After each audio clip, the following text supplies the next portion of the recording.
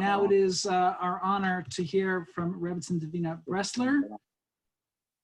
Are you on? There you are. Okay. Thank you. Thank you so much. Thank you, Rabbi Liebtag, for your inspirational words of Torah. I want to thank the CRC for creating this incredible program. It's been unbelievable to listen to some of the Torah that has been shared this far, and I'm truly privileged to be able to be a part of this. So thank you so much. I know that it is a really busy time right now with everything going on in the world, and with Shavuos fast approaching and the long weekend of Memorial Day ending, that I'm sure most of you are going back to work tomorrow, or at least going back virtually. And I want to thank you for being here and for choosing to take the time to learn Torah with me. And in the merit of all of us choosing to sit here and learn together, and choosing that over doing other things that we could be busy with, hopefully in that merit, we should see a lot of the issues that Am Yisrael so desperately need right now. So when I think about Shavuos, I think one of the most natural things that come to my mind is the idea of Torah, and that Hashem gave us the Torah and that we received the Torah. And as inspirational and as uplifting and unbelievably amazing as that all is, there's definitely a part of me, and I'll speak for myself personally, there's a part of me that's overwhelmed, that I look at the Torah and I look at how much there is to learn, and I look at the 613 mitzvos that I have to perform, and it's overwhelming. And I think about how much I want to attain, and how much Torah I want to learn, and how much mitzvos I want to do, and all these goals that I want to accomplish in the realm of Torah and in being the best Eved of Hashem I could be, that it becomes overwhelming. And then I look at myself, and I look at myself as a human being, as someone who's totally imperfect, someone who's busy with a lot of different things going on at once. And I often get overwhelmed thinking about this, like, how am I going to do it, right? How am I going to attain all those goals that I want to accomplish? And how am I going to learn all the Torah that I want to learn and do all the mitzvahs that I want to do? The Torah is perfect, and I'm so not. I am so not perfect. And how am I going to do it all? And something that I want to talk about tonight is that in that specific reality of being totally and completely imperfect, but embracing the Torah and having it in my life, perhaps that's actually what makes us worthy of receiving the Torah. I want to take a look at a Gemara now. It's a well-known Gemara. I'm going to share my screen with you.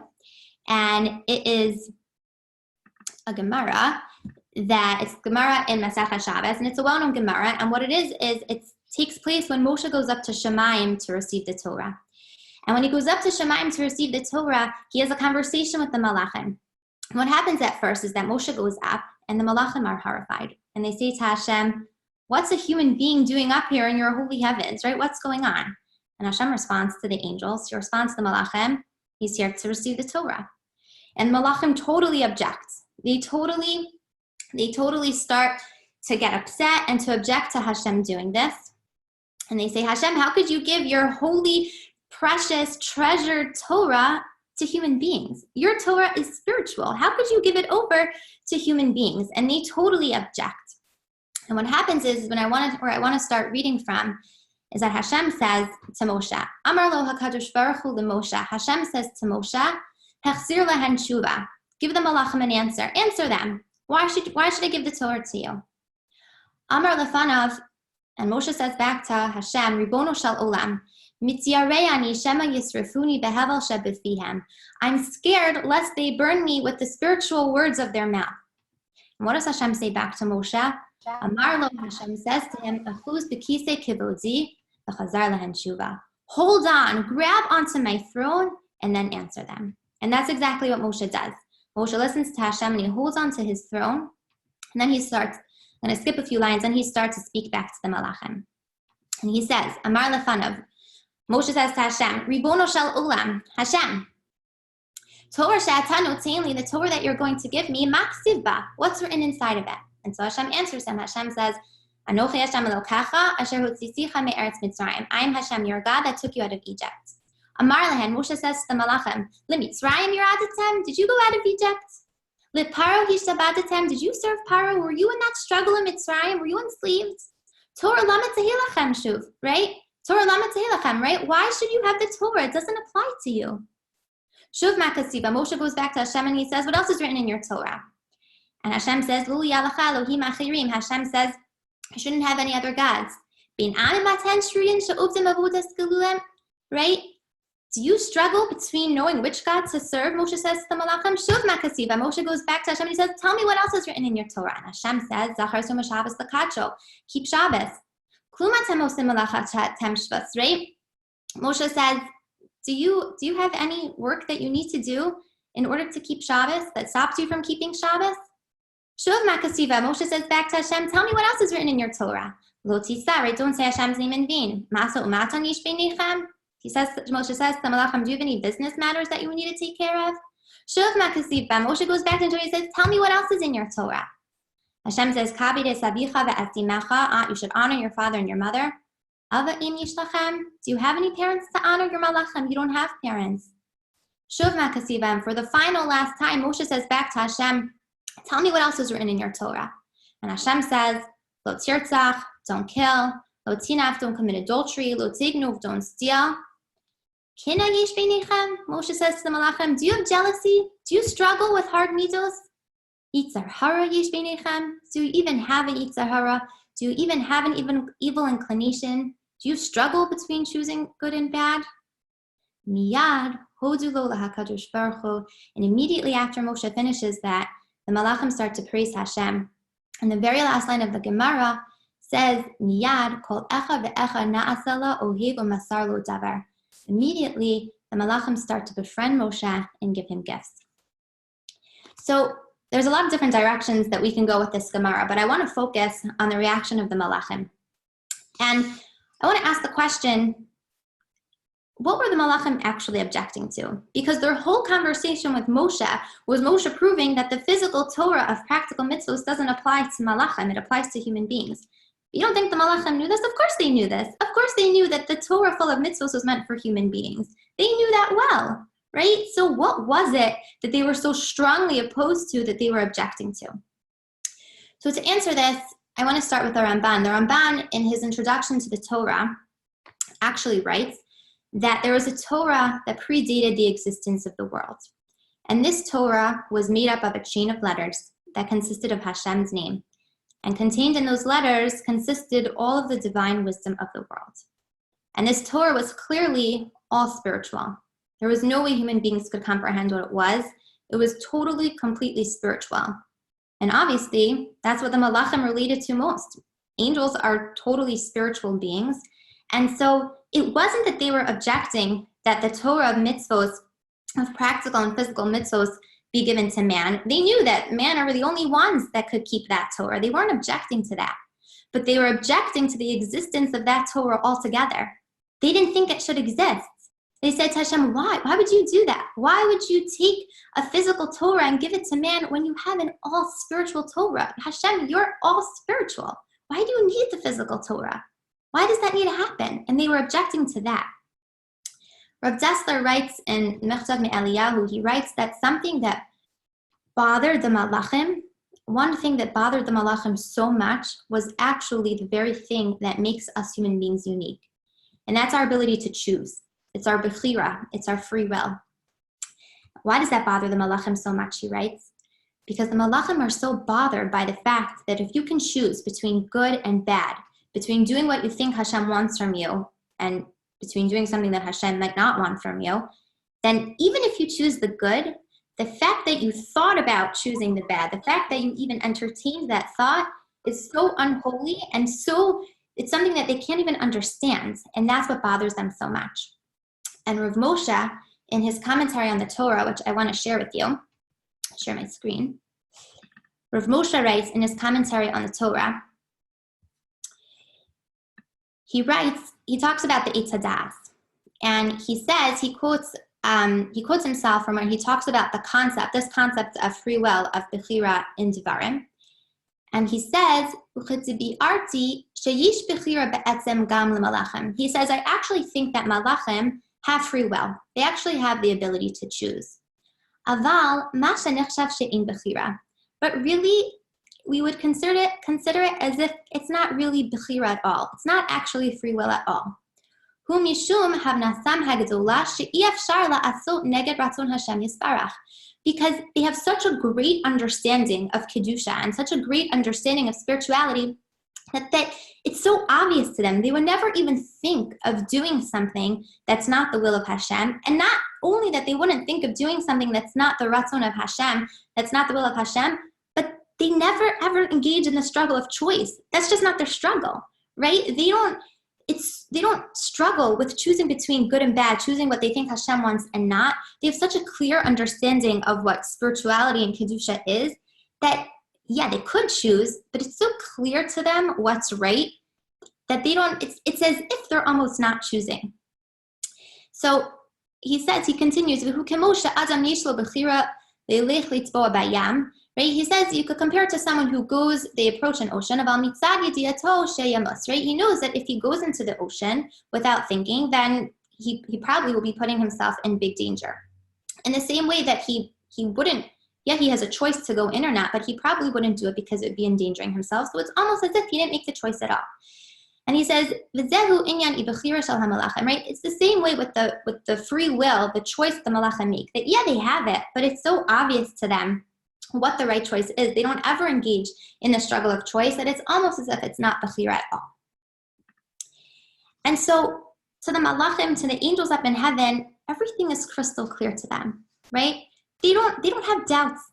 They don't have doubts about what's the right thing, what's wrong, what's Ratzon Hashem, what isn't Ratzon Hashem. They know exactly what's right. They have a strong grasp on what spirituality is. They're completely spiritual beings.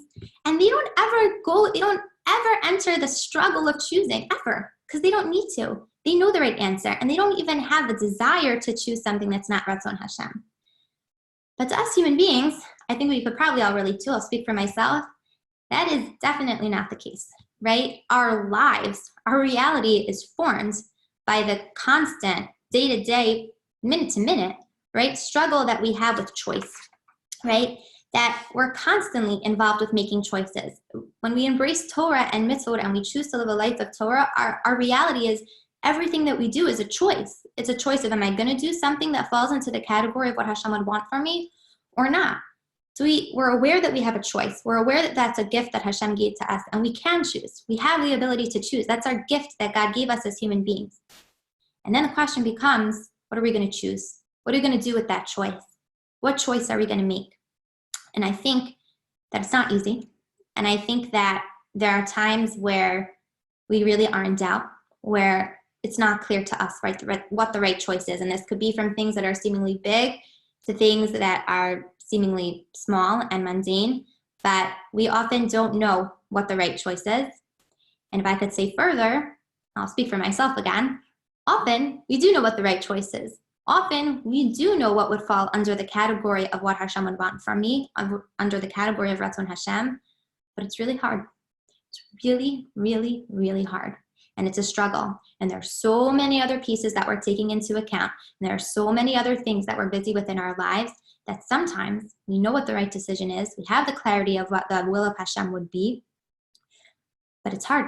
It's a real struggle. And I don't know if I have time for that right now. I don't know if I have the time to call that person and apologize. I don't know if I have the energy, the physical or emotional energy to keep the mitzvah the way that I know it should be kept. It's just not an inconvenient for me at this time, right? We know what the right decision is, but it's really hard. It's really hard to make the right choice sometimes. And sometimes I really just don't want to do it. It's too hard. I don't want it.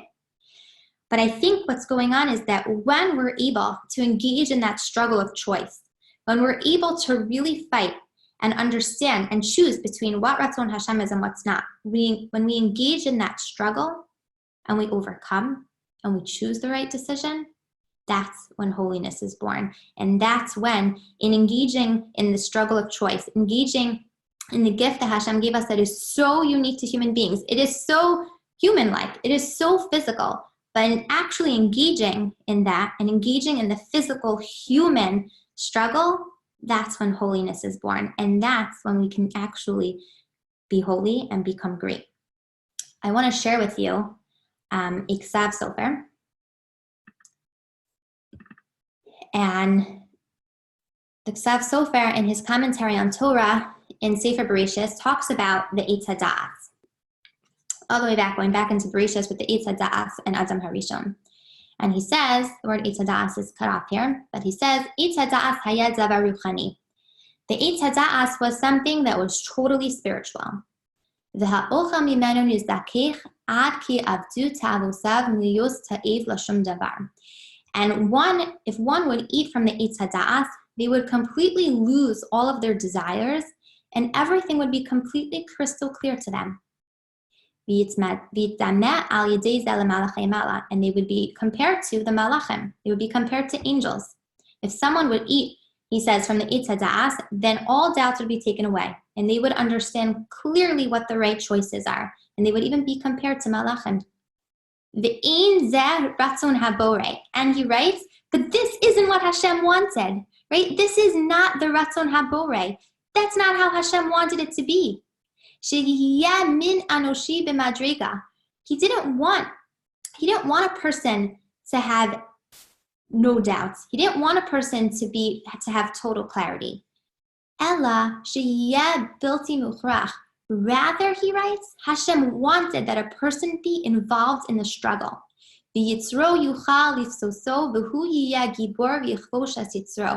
Hashem wanted us to be engaged in the struggle. He wanted us to struggle choosing between good and bad. Ksav Sofer says an amazing thing. Hashem doesn't want us to be at a level where we have total clarity and no doubts. He doesn't want it that way. The way he created it, it's unbelievable, he writes. The way that he created it is that Hashem wants us to engage of the struggle of choice. He wants us to go back and forth between trying to figure out or trying to do the right thing. And in that way, we overcome. And in that way, in that struggle, we become great. And in that way, through doing this, through being engaged in the struggle of choice, in the human struggle, we move up level upon level. And so we're not standing like malachim. Malachim, angels, they're omdem, they stand. But human beings, we're holchem, right? We're always on the go, we're moving, that's how we grow. V'hinei, and he ends with v'hinei im ha'adam lo haya ba'al b'chira. If a person wasn't a ba'al b'chira, if he didn't have the ability to choose, if he didn't struggle with choice, and he would stay at one level, lo haya nechshav l'chai. He wouldn't be considered as if he was living, ella kemistumim, but rather as if he wasn't living. He writes, you wouldn't have a purpose on this world, right? You wouldn't be living. You wouldn't be considered living. If you don't struggle with choice, if you're not constantly involved in the human struggle of choice, you're not living. That's how Hashem wanted it. That's how Hashem created us, and that's how Hashem wanted it to be. So Hashem wants to show this to the Malachim, and he wants to show it to Moshe. So going back to our Gemara, what does Hashem tell Moshe to do? And Moshe says, I can't answer them, right? Hashem says, answer the Malachim, and Moshe says, I can't answer them, right? They're going to burn me with the spiritual words, meaning to say that all their spiritual proofs are going to negate my physical existence. I can't answer them. And what does Hashem tell Moshe? Grab onto my throne. Then, once you grab onto my throne, then answer them. And in doing so, Moshe is showing the Malachim that yes, I can be attached to Hashem. I can have a lot of holiness in my life and a lot of spirituality, while at the same time, being involved in my physical, human-like, mundane struggles. While I struggle with choosing between good and bad, I can also be attached to Hashem's throne. And in that way, create holiness in the world. And I think that that's the point, right? The point is that as we engage in the struggle of choice, that's how we become holy people. And the fact that we're able to do this, that we're able to take what's unholy and make it holy, is a concept that's known to us, right? We know this. Rav Soloveitchik in his Sefer, the Halachic Man, that's his whole premise, that the point is not that we're supposed to be one with the Malachim, right? The point is that down here in our world, in our physical being, we embrace the Torah and we weave it into our lives, and we make everything around us holy. And we know Hashem says, "V'asuli mikdash v'shachanti b'socham." Hashem doesn't want us to join him in Shemayim to be able to live with us and become holy. Hashem wants to come down to us. Hashem wants to rest his Shekhinah in us. And what makes us worthy for having Hashem live with us and rest his Shekhinah on us? I think it's engaging in that struggle of choice. I believe it to be that when we engage in the struggle of choice and we really go back and forth with what's right and what's wrong, and we choose right, that's when we become holy. And that's when we have the potential to be incredibly great. And by the way, I don't think that, I know that every time, it doesn't work that way every time, right? We're not always going to choose right. So does that mean, okay, I lost the battle and it's over and I'm just old, imperfect me? No, I think that even the struggle itself, even if you don't end up picking the right choice, I think the struggle in itself and you going back and you thinking what you should do, even if you don't ultimately pick the right choice, I think that struggle, within that struggle, holiness is still born. And I think an even deeper layer than this is that Hashem says, even if you didn't choose right, even if you lost the battle, even if you were struggling between which was the right choice to choose and you choose wrong, I'm giving you the ability to go choose again. It's called tshuva, right? You didn't choose right the right time. You messed up and you failed. So then choose to go back and fix it. And I think that's even another level of holiness that we have. There's a well-known Gemara, and I'm going to share with you. And it's the Gemara in Maseches Pesachim. It's a well-known Gemara where their Tanaim are involved in machlokas, they're involved in a dispute of whether we should celebrate all of the Yamim Tovim. Either should we celebrate all of the Yamim Tovim with total physicality, or should we celebrate all of the Yamim Tovim with total spirituality, or should we do a little bit of both, half and half? But what happens is, when it comes to Shavuos, let's read the last line of the Gemara together.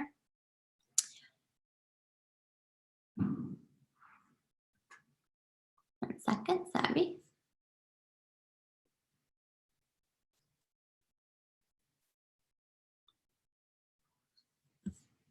Oh, that's fine.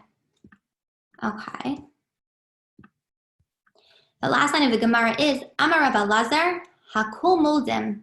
Everyone agrees, Ba'atzeres, that on Shavuos, Zebe'ina Nami Lachem. On Shavuos, we must have both. All the other Yamim Tovim, that Tanaim are arguing. So we have all physical, all spiritual, half and half. But on Shavuos, they all agree that you need to have the spiritual, you need to celebrate Shavuos with the spiritual part, which I think is the learning Torah and accepting Torah and recommitting ourselves to Torah and celebrating Torah.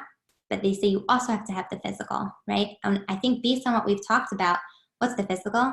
The physical is that Hashem gave us the Torah. Hashem gave human beings the Torah, well knowing that our biggest struggle is the struggle of choice. Our biggest struggle is knowing to choose what falls under the category of what Hashem would want and not. And knowing that we constantly engage in this struggle of choice, Hashem chose to give us the Torah anyway. And that's a huge part of what we're celebrating on Shavuos. I want to go back to the end of our Gemara. I think an incredible thing happens. If we go back to the end of our Gemara that we started with, in the kind of the finale of Moshe's ending conversation with the Malachim, when Hashem says, don't kill, don't commit adultery, don't steal, don't be, all those different things. And Moshe says to the Malachim, which I think is kind of the finale, the climax, are you jealous, right? Do you have bad midos? Do you ever choose between good and bad? It doesn't apply to you. And what does the end of the Gemara say? They immediately start praising Hashem. And the very last line, they start to befriend Moshe and they start to give him gifts. Why are the Malachim doing this, right? Why? Is it like some sort of peace treaty that they felt bad, that they objected so strongly before? Why are they befriending him and giving him gifts? I think that it was at this moment that the Malachim began to realize that the very thing that bothered them the most, the very thing that they thought was so unholy and that was such an offense to Hashem and his Torah, was the very thing that could create more holiness than possibly even the Malachim themselves. And they started to understand that when human beings, that the reality of a human being is engaged in the choice, in the struggle of choice, and that when he does that, in the struggle of choice, when he chooses between good and bad, and he's able to overcome, then it creates a holiness that surpasses the holiness of the Malachim. People could become even holier than Malachim when they engage in the struggle of choice and overcome it. And since the Malachim understood that, they decided that they were done objecting to it. They weren't going to object to the physical and practical Torah mitzvos that was meant to be given to mankind, but instead they were going to aid human beings. They were going to help them in accomplishing this goal and in becoming holier and therefore glorifying Hashem's name in this world. There's a pasuk in Mishpatim that says, Hashem's talking to Bnei Israel, and he says, Anshe Kodesh Tzion Li, right? Hashem says to Bnei Israel, you should be holy people. And a simple explanation to that, the pshat, is that as people, right, try your best to become holy. But the Kotzker Rav, he reads a little bit differently. And he says, doesn't mean that you should be your best to become holy, but he says, it means holy people you should be, right? Be people. Hashem has enough malachim. Hashem has enough angels. But be who you were meant to be. Be the people who live constantly with the struggle of choice. Be the people who don't have clarity, who are constantly in doubt, who are constantly struggling, even if they're not in doubt, to make the right choice. Be involved in that struggle. Be the people you were created to be, and in doing so, you become holy people and you elevate yourself and the world around you. I hope that the Shavuos, as we come to Shavuos and we choose the Torah, we actively engage in the struggle of choice once again, as we think about our commitment to Torah and our commitment to mitzvos and Hashem. Hopefully, in recommitting ourselves and engaging in the struggle of choosing, we can create a level of holiness like no other. Thank you so much. Thank you so much, Rebbetzin Bresler. We appreciate it. Fantastic share. And thank you, everybody who joined us this evening.